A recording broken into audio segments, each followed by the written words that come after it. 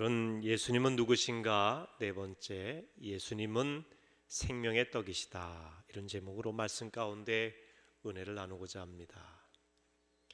신종 코로나 바이러스 감염증 때문에 전 세계가 불안에 떨고 있습니다. 오늘 아침 뉴스를 보니까 확진자가 3만 7천 명이 육박하고 사망자가 800명이 넘었다고 합니다. 참 안타까운 일입니다. 기도해야 될 때입니다. 그리고 최선을 다해서 함께 협력해서 확진을 막아야 되겠죠. 이런 상황이 되면은 사람들이 이 어려운 위기에 대처하는 모습이 다양합니다. 알베르 까뮤라고 하는 분이 쓴 소설 페스트에도 보면 페스트, 흑사병입니다. 이 전염병이 돌 때에 여기에 대항하는 사람들의 모습이 판이하게 다른 것을 묘사하고 있습니다. 까뮤의 페스트는 세계 2차 대전을 배경으로 합니다. 전쟁으로 인해 수많은 생명이 파괴된 현상을 페스트로 상징화시켰습니다. 생명을 위협하는 모든 것, 그것이 페스트로 상징화된 것입니다. 사실 페스트는 중세 유럽의 악몽이었습니다. 이 흑사병으로 인해서 중세 유럽은 수천만 명이 목숨을 잃었습니다. 알베르 까뮤도 이 페스트라고 하는 책을 쓸 때에 중세 시대의 흑사병을 염두에 둔 것 같습니다. 페스트라고 하는 책에 보면 1940년대 프랑스의 식민지인 알제리의 해안 도시 오랑에서 일어난 사건을 다루고 있습니다. 처음부터 죽은 쥐들이 무더기로 쌓여 있는 것이 발견된 내용으로 시작됩니다. 죽은 쥐가 사라지자 인간에게 페스트가 발병합니다. 4월에 시작한 페스트는 여름 때 확산되더니 9월, 10월이 되자 전 도시로 확산이 됩니다. 그런데 오랑시 당국에서는 이 페스트의 발병 사실과 확산 사실에 대해서 감추려고 듭니다. 자꾸 알리질 않습니다. 왜? 시민들이 불안해한다고 생각하기 때문에. 그러다 보니까 이상한 소문, 요즘 말로 말하면 가짜 뉴스들이 계속 퍼져가면서 시민들의 불안은 더욱 커져가죠. 이때 주인공격인 의사 리우가 현실을 직시하며 이들을 치료해야 된다, 치료할 방안과 대처할 방안을 마련해야 된다고 하는 그런 이야기를 하면서 이 페스트의 현실에 대해서 알리기 시작을 합니다. 그러면서 이제 오랑시는 폐쇄가 되죠. 소통이 끊어지게 됩니다. 거대한 감옥으로 변화됩니다. 죽어가는 사람들이 점점 늘어나고 확진자들이 늘어갑니다. 사람들은 불안에 떨기 시작을 합니다. 거기서 나타나는 여러 가지 다양한 사람들의 모습을 그리고 있는 소설이 페스트라고 하는 소설입니다. 사람들이 여기에 대해서 대항하는 방식을 보니까 몇 가지로 나눌 수 있습니다. 첫 번째는 초월적 방식으로 대항하는 사람이 있습니다. 대표적인 사람이 신부 파눌루라고 하는 사람입니다. 그는 페스트 초기에 성당을 찾은 사람들에게 이렇게 설교했습니다. 이 재앙이 처음으로 역사상에 나타났을 때 그것은 신에게 대적한 자들을 쳐부수기 위해서였습니다. 애구방은 하나님의 영원한 뜻을 거역하였는지라 페스트가 그를 굴복시켰습니다. 태초부터 신의 재앙은 오만한 자들과 눈먼 자들을 그 발 아래 꿇어 앉혔습니다. 이 점을 잘 생각하시고 무릎을 꿇으시오. 파눌루 신부는 현재 겪고 있는 이 페스트로 인한 불행, 이것은 신에게 대적한 결과로 맞이하게 된 심판이라고 하는 이야기입니다. 반성의 기회로 삼을 수 있으니 신 앞에 회개하라고, 그대로 이 페스트를 수용하라고 하는 뜻으로 설교를 했습니다. 하지만 그의 견해는 오통이라고 하는 예심 판사의 어린 아들이 고통스럽게 죽어가는 모습을 본 후에는 흔들리게 됩니다. 왜냐하면 페스트는 악한 자들에 대한 하나님의 심판으로 내리는 것으로 여겼는데 신앙이 좋고 또 아주 어린 아들에게 이런 일이 미치는 것을 보면서 그의 견해에 흔들림이 생기게 된 것입니다. 사악한 사람들만 페스트에 걸리는 것이 아니라 착하고 선하며 신앙 있는 사람들도 페스트에 걸리는 모습을 본 것이지요. 하지만 그는 이런 충격에도 불구하고 믿음을 잃지 않고 전능자의 손에 모든 것을 맡겼습니다. 그의 견해가 달라지지 않았다는 이야기입니다. 결국 그 자신도 패스트에 걸려 죽고 맙니다. 물론 이 병의 원인 미상이라고 마지막에 리유는 적어주긴 하지만 그도 의사의 치료를 거부하면서 패스트로 인하여 죽게 됩니다. 그가 패스트를 대항하는 방법은 매우 신앙적인 것처럼 보이지만 다른 한편 매우 비신앙적인 부분도 있습니다. 궁극적으로 전능자의 손에 맡겨야 되는 것은 당연한 신앙인의 태도입니다. 하지만 병을 치료하는 의료적 행위를 거부하는 모습이라든지 이 병이 걸리게 된 원인이 하나님의 심판이라고만 해석하는 것 자체는 전체 성경을 놓고 봤을 때는 반드시 옳은 해석만은 아닙니다. 두 번째, 고난에 맞서고 치유하는 방식으로 대항하는 사람의 모습이 나옵니다. 의사 리유라고 하는 사람이 대표적입니다. 리유는 이렇게 말합니다. 패스트를 용인한다는 것은 미친 사람이나 눈먼 사람이나 비겁한 사람의 태도일 수밖에 없다. 초월적인 그런 신앙관 생각을 갖고 있었던 파눌루 신부에 대해서 다소 비판적인 그런 태도를 가지고 말한 내용입니다. 그 병고의 유익한 점을 증명하려 하기 전에 우선 치료부터 해야 될 것이 아니냐, 이렇게 이야기합니다. 그는 침묵만 하고 하늘을 쳐다보고 그저 심판이니 수용만 하는 태도가 아니라 병에 걸린 자들을 치료하고 그리고 이 원인을 밝혀서 확산을 막아야 되지 않겠는가. 그는 패스트로 인하여 고통당하는 사람과 연대하며 패스트 퇴치에 최선을 다합니다. 장타루라고 하는 사람과 함께 보건대를 조직해서 체계적으로 패스트에 저항하게 되죠. 세 번째 부류의 사람은 도피적인 태도를 취하는 사람입니다. 신문기자였던 랑베르라고 하는 사람이 대표적입니다. 이 랑베르는 오랑시의 사람이 아닙니다. 취재차 오랑시에 왔다가 패스트가 확산되면서 갇히게 된 사람입니다. 그는 자신은 오랑시의 사람도 아니고 이 사람들의 고통과 나와는 상관이 없다고 생각을 해요. 그래서 늘 오랑시를 떠나려고 생각을 합니다. 떠날 수가 없으니까 다른 방법을 강구합니다. 거금을 들여서 오랑시 관문을 지나는 경비병을 매수하게 됩니다. 드디어 그는 오랑시를 벗어날 수 있는 기회를 얻게 됩니다. 도피하려고 하는 것이지요. 이 사람들의 고통과 나와 무슨 상관이냐? 나는 오랑시의 사람도 아닌데 내 사랑하는 연인이 있는 곳으로 나는 가겠다. 나는 내 행복을 찾아 떠나겠다라는 생각을 가진 사람입니다. 근데 마지막 순간에 그는 도피하는 것을 포기합니다. 의사 리우를 찾아가서 오랑시를 떠나지 않겠다며 이렇게 말합니다. 나는 늘 이 도시와는 남이고 여러분과는 아무 상관이 없다는 외부인이라고 생각했습니다. 그러나 이제는 겪을 대로 다 겪고 나니 내가 원하건 원치 않건 간에 나도 이곳 사람이라는 것을 알았습니다.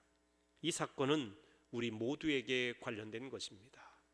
병에 걸린 사람이든 그렇지 않은 사람이든 이 도시에 있는 사람이든 도시 밖의 사람이든 우리 모두와 관련된 사건이라고 하는 소위 우리 의식을 갖게 된 것이죠.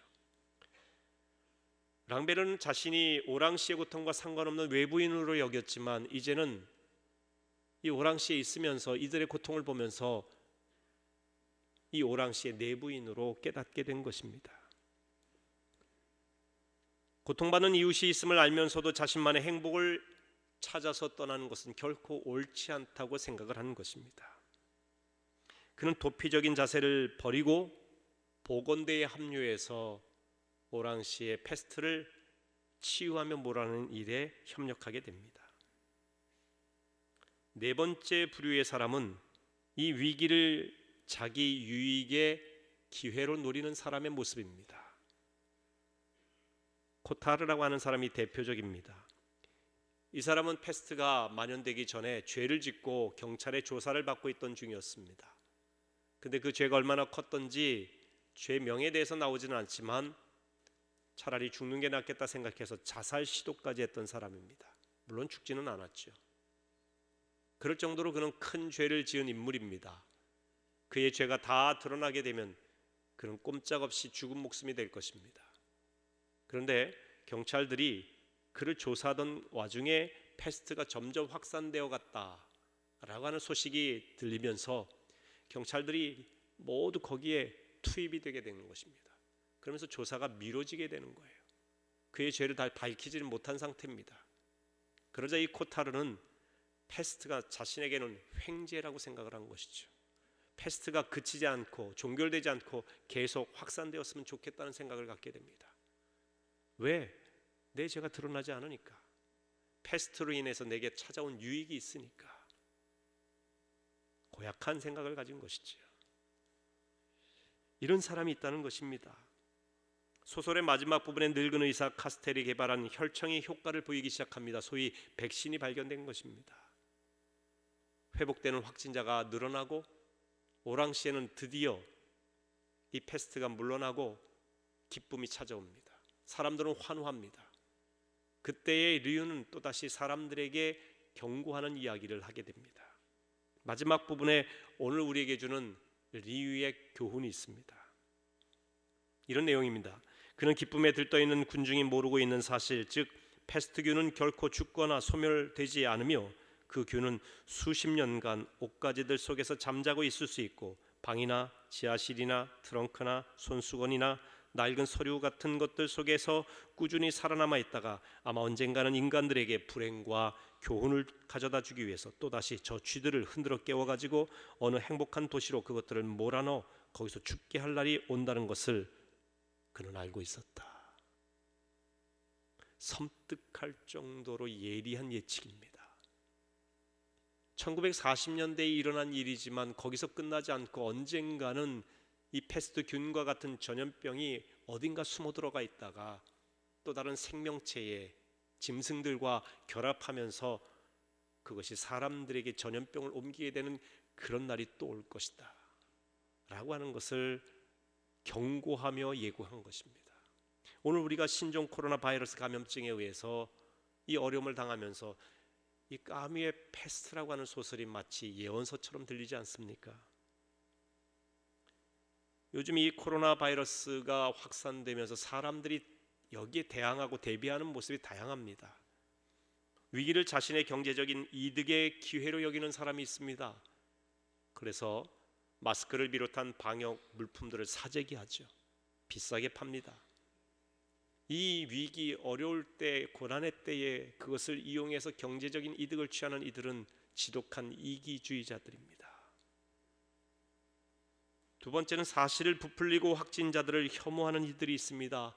가짜 뉴스를 전파하면서 자기들의 주장을 더욱더 극렬하게 주장하는 소위 분열주의자들이 있습니다. 세 번째는 자신을 바이러스에 걸린 사람처럼 선전하며 사람들의 이목을 끄는 사람들이 있습니다. 얼마 전 뉴스에도 부산의 한 전철역에서 20대 남성이 자신이 우한에서 왔으며 폐렴에 걸렸으며 기침하는 흉내를 내면서 이걸 사람들이 두려워하는 모습을 몰카로 찍어서 자기의 SNS에 올렸어요. 유튜브에 올려서 자기 사람들의 관심을 끌려고 하는 겁니다. 그러면서 경찰들이 조사에 나서서 이 사람을 잡았어요. 왜 그랬냐 그러니까. 이게 다 거짓말인데 왜 그랬냐. 유명해지고 싶어서 그랬다는 거예요. 유명해지고 싶어서. 이런 사람들은 너무나 어리석은 영웅주의자들입니다. 네 번째로 위험을 무릅쓰고 진료하는 의료진과 그 일을 위해 협력하는 협력자들이 있습니다. 이분들은 위대한 이타주의자들입니다. 우리 예수님은 어떤 분일까요? 저는 오늘날 벌어지는 이런 현상을 보면서 우리 예수님은 이 시대에 오셨다면 어떤 분의 모습일까? 자신의 유익을 위해 인간을 희생시키는 이기주의자일까? 결코 아닐 것입니다. 왜냐하면 만약에 그런 분이라고 한다면 저 하늘 보좌를 버리시고 이 땅에 인간의 몸을 입고 오셔서 십자가 지심으로 우리를 구원하려고 하지 않으셨을 겁니다. 이기주의자가 자기를 희생하는 사람 보셨습니까? 사람들이 이목을 끌고 가짜 뉴스를 퍼뜨리는 분도 아닐 것입니다. 예수님은 가짜 뉴스가 아니라 굿뉴스를 전하신 분입니다. 예수님은 죄라고 하는 전염병이 만연한 세상을 구원하시기 위해 오신 분입니다. 예수님께서는 세상을 구원하시는 방법으로 자기를 희생하셨습니다. 십자가를 지셨습니다. 진정한 구원자는 자신을 희생할 줄 아는 사람입니다. 오늘날 우리에게 보여주는 그리스도인이 살아야 될 모습을 이미 예수님이 2000년 전에 보여주셨습니다. 오늘 본문에 보면 예수님은 자신을 가리켜서 나는 생명의 떡이라고 말씀하셨습니다. 예수님은 우리에게 생명을 주시기 위한 떡으로 먹이로 오신 분입니다. 여러분, 우리가 음식을 먹으면 그 음식은 사라집니다. 먹이가 된다고 하는 것은 나를 다 희생한다는 의미인 것입니다. 예수님은 태어날 때부터 이 땅에 생명의 떡으로 먹이로 오신 분입니다. 예수님이 태어나신 곳이 유대 땅 베들레헴입니다. 베들레헴이라고 하는 말은 히브리어로 벳, 집, 레헴, 떡 혹은 빵이라고 하는 뜻이죠. 떡집이란 말이에요. 베들레헴은 떡집이에요. 이 떡집인 베들레헴에서 예수님은 짐승의 먹이통인 구유에 나셨습니다. 나는 너희들의 먹이로 왔다. 나는 너희들의 떡으로 왔다. 나를 먹음으로 너희가 살 수 있다고 하는 것을 이미 태어날 때부터 우리에게 보여주셨던 것입니다. 나는 너희들을 위해 희생하기 위해 왔다. 나는 내 생명을 너희들에게 주기 위해서 이 땅에 온 생명의 떡이라고 하는 것을 보여주신 것이죠. 생명의 떡이 되시는 것은 바로 하나님의 뜻이었습니다. 오늘 본문 39절과 40절 말씀을 같이 읽어보겠습니다. 나를 보내신 이의 뜻은 내게 주신 자 중에 내가 하나도 잃어버리지 아니하고 마지막 날에 다시 살리는 이것이니라. 내 아버지의 뜻은 아들을 보고 믿는 자마다 영생을 얻는 이것이니 마지막 날에 내가 이를 다시 살리리라 하시니라. 하나님의 뜻은 생명을 살리는 것입니다. 하나님의 뜻은 믿는 자마다 영생 얻도록 하는 것입니다. 하나님의 뜻은 예수님에게 주신 자마다 하나도 잃어버리지 않고 다 구원하는 것입니다.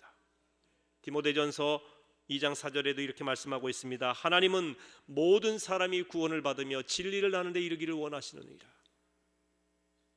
하나님은 할 수만 있다면 인류 모든 사람들이 진리를 알아서 구원받기를 원하고 계신 분이에요.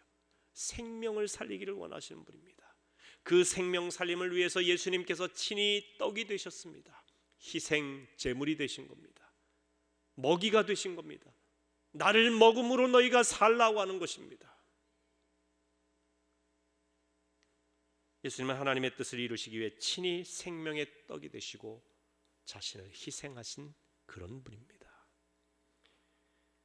예수님이 자신을 생명의 떡으로 비유하신 이유가 있습니다. 사람들이 떡 문제 때문에 예수님을 찾아왔기 때문에 그래요. 요한복음 6장을 처음부터 전체적으로 보게 되면 오늘 본문 앞부분에 예수님께서 오병이어의 기적을 일으키신 사건이 나옵니다.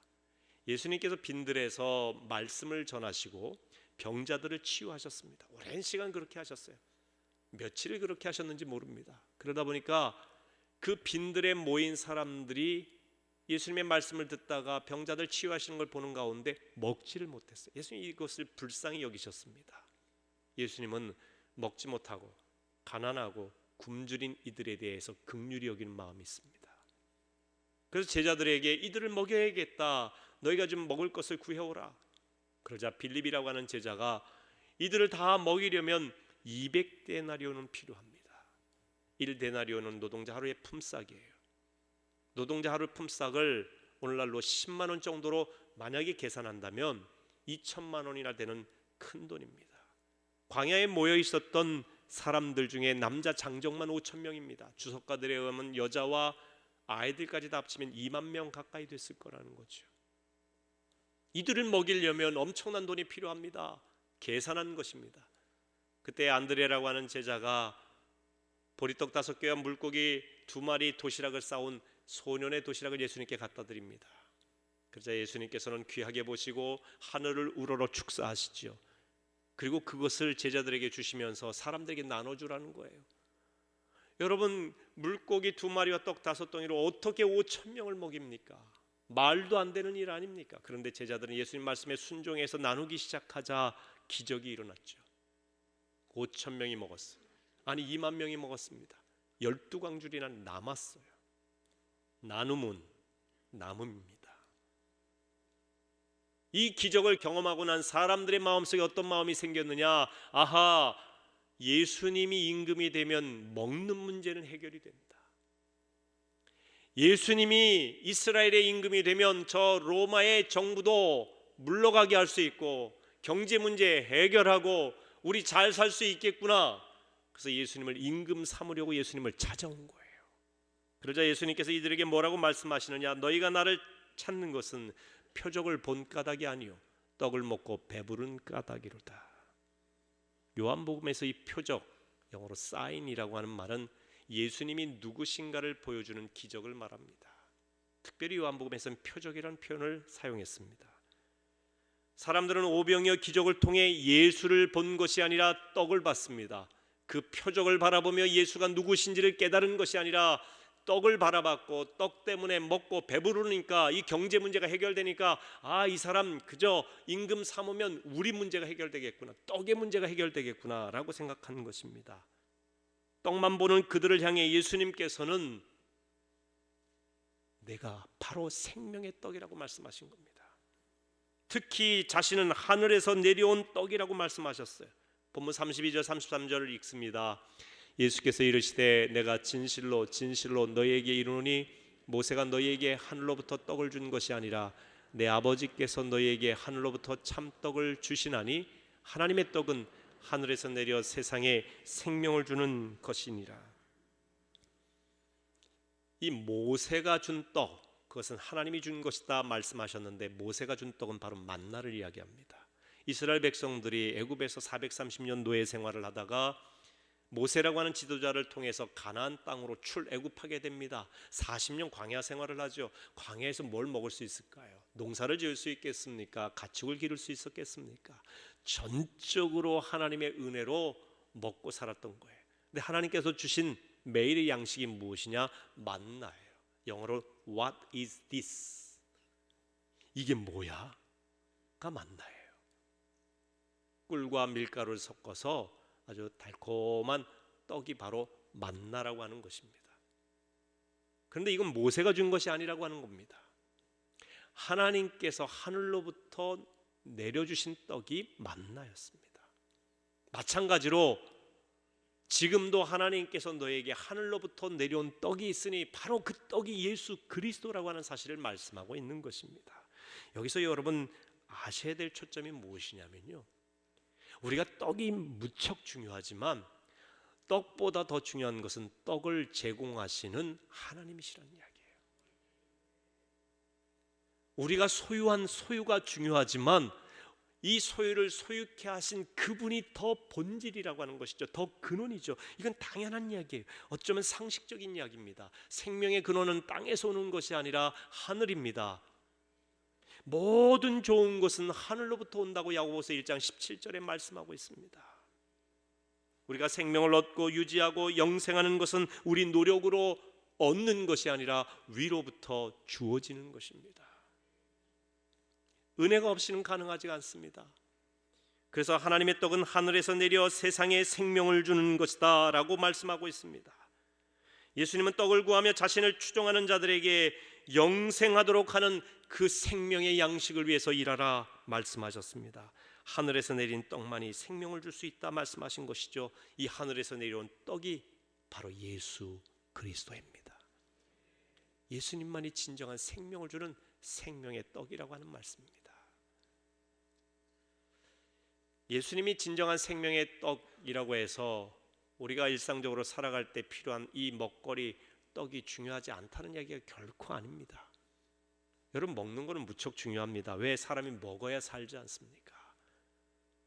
먹는 것과 생명은 직결되어 있습니다. 그래서 사람들은 먹거리를 위해서 필사적인 거예요. 경제 문제가 그래서 중요한 겁니다. 생명과 맞닿아 있거든요. 사람이 아무리 인격적이고 도덕적이라도요, 먹지 못하고 배고프면요, 인격과 도덕이 어디 있습니까? 사흘 굶어서 도둑질 안 할 사람 없다고 말하기도 하지 않습니까? 이게 다 맞닿아 있어요. 생명 문제는 무엇보다 중요합니다. 그래서 경제가 중요합니다.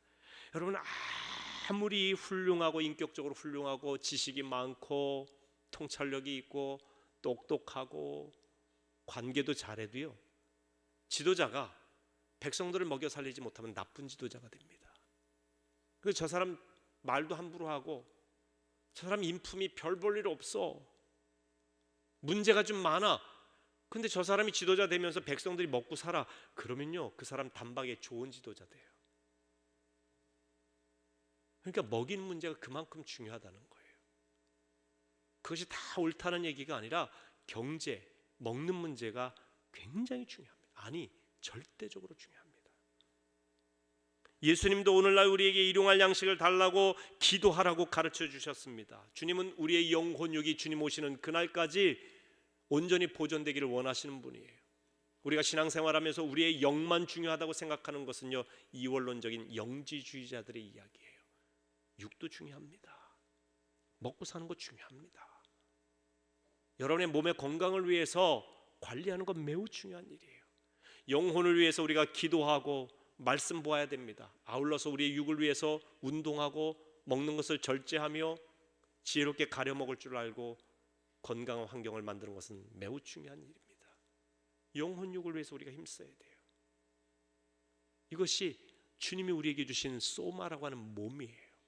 이 소마라고 하는 몸이라고 하는 말에는 정신과 영적인 세계꽃과 우리의 육신과 같이 결합되어 있는 표현입니다. 몸이라고 하는 이 표현 속에는. 그렇기 때문에 우리의 영혼육이 중요하기 때문에 우리가 육신을 위해서 먹고 사는 이 먹거리 매우 중요합니다. 그러나 예수님이 이렇게 말씀하셨죠. 너희가 떡으로만 살 것이 아니요 하나님의 입에서 나오는 모든 말씀으로 살 것이니라. 떡으로만 살 것이 아니란 말은 떡도 필요하지만 궁극적으로 필요한 것, 궁극적으로 중요한 것은 하나님의 입에서 나오는 말씀이 중요하다. 근데 우리가 예수님이 누구신가 배울 때의 첫 시간에 예수님은 말씀이다라고 배웠어요. 로고스다. 우리가 육신의 양식도 필요하지만 궁극적으로 우리에게 필요한 생명의 떡이 바로 예수 그리스도 말씀이신 그분이라고 하는 이야기입니다. 육신의 떡은 썩습니다. 한계가 있어요.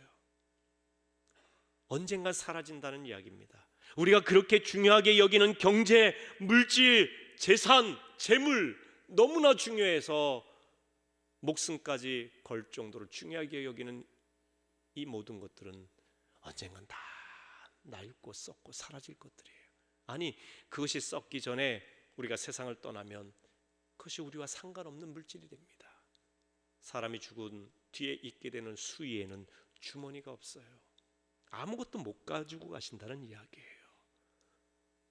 물질은 우리가 썩거나 물질이 썩거나 결과적으로 세상의 재물은, 세상의 양식은 사라진다는 거죠. 그래서 예수님이 이렇게 말씀하십니다. 요한복음 6장 27절 같이 읽어보실까요? 썩을 양식을 위하여 일하지 말고 영생하도록 있는 양식을 위하여 하라.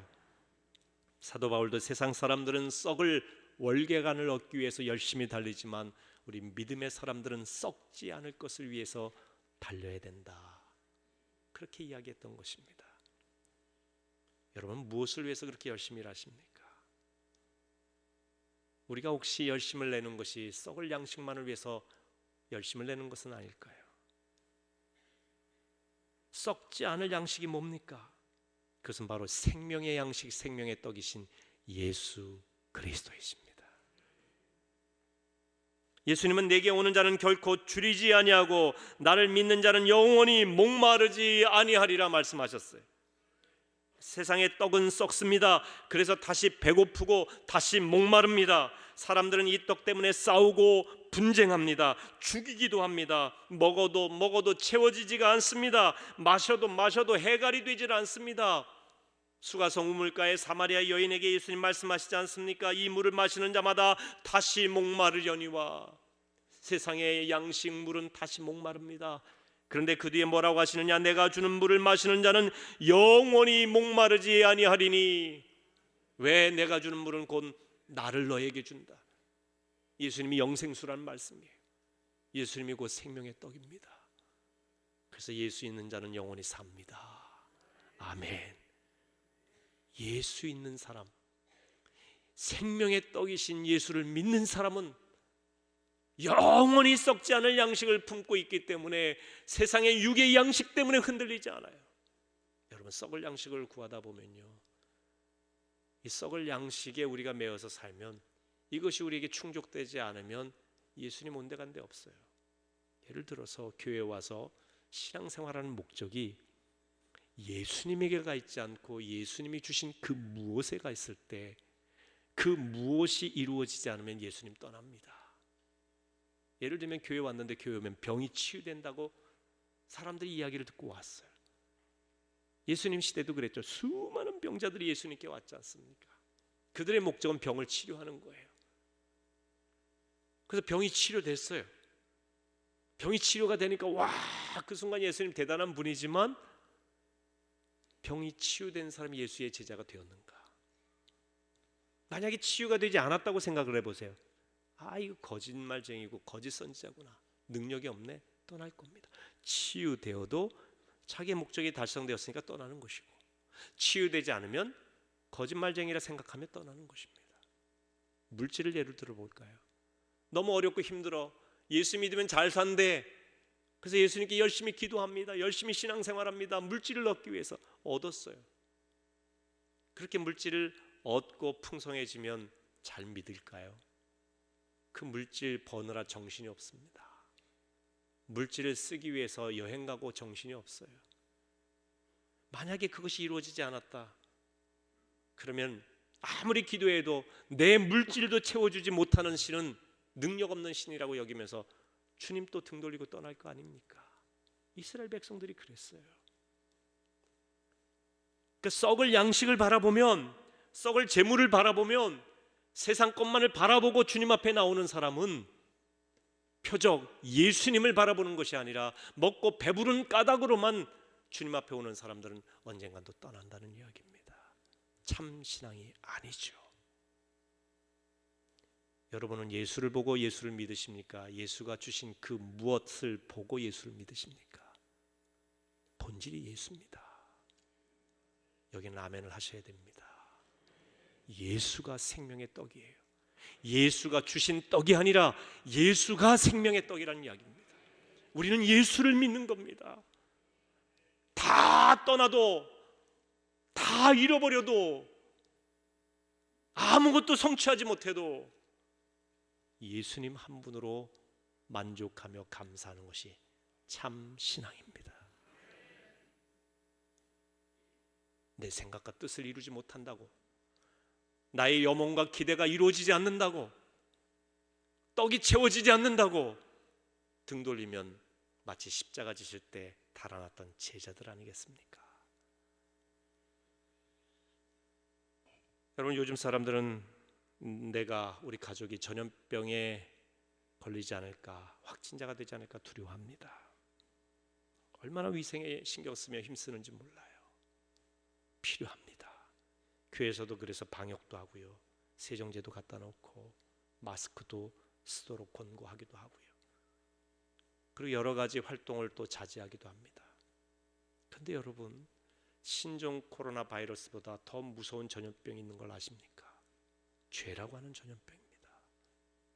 하나님을 멀리하려고 하는 죄라고 하는 전염병이에요. 죄가 죄인 줄 모르게 하는 극단의 죄가 진짜 무서운 전염병입니다. 이 죄라고 하는 전염병은 우리를 영원한 죽음으로 몰고 갑니다. 그런데 이 죽음으로 몰고 가는 죄라고 하는 전염병을 치유하는 방법이 있으니 바로 생명의 떡이신 예수를 믿는 것입니다. 우리의 죄를 회개하고 인정하고 예수님만이 내 생명의 떡이십니다. 그분이 나를 위해 희생하셨습니다. 그분이 바로 십자가 나를 위해 지신 분입니다 라고 하는 것을 믿을 때에 우리는 죄에서 자유하게 되고 영원한 생명을 얻게 되는 것입니다.